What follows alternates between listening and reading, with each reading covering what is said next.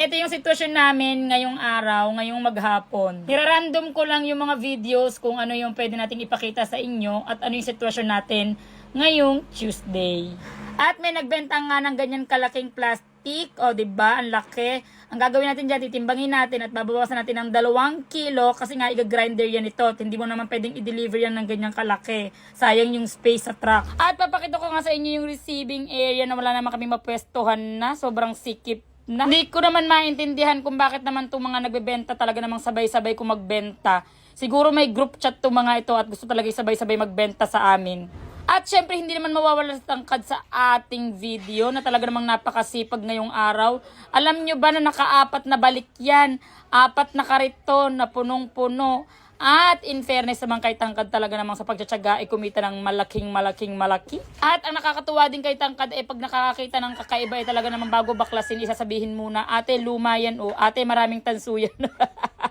Meron din siya nabiling turntable kaya babaklasin namin bukas ano bang makukuha at ilang tanso ba ang makukuha sa turntable na yan. Meron din siya nabiling sinaunang ref kaya talagang tutubo ng malaki kasi Kelvinator yan, mas maraming tanso kapag daw Kelvinator yung tatak. O diba hingal-hingal si Tangkad sa pagtutulak. Kanina pa yan, umaga. At tatapos ay 3:00 na ng hapon. At habang nag-video nga ako ay may dumating na isang follower natin, Nox vlogger kasi ako.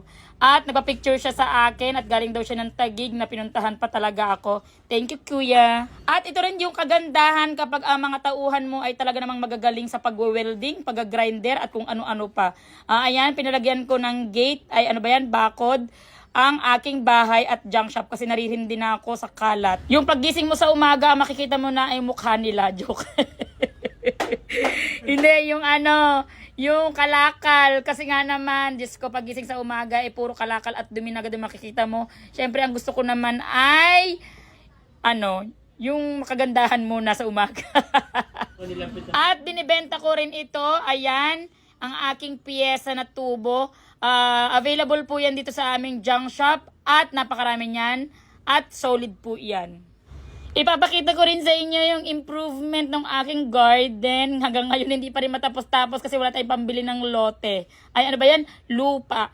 Kasi naman napakamahal naman kasi ng lupa. Tinan nyo naman nabili ko. O halagang magkano na agad yan. Yan pa lang. At saka nakakatuwa kasi nilagyan ko na siya ng grass at tumutubo na siya. So ang gagawin natin? Kapag nagka-extra tayo ng pera, ay bibili ulit tayo ng lupa.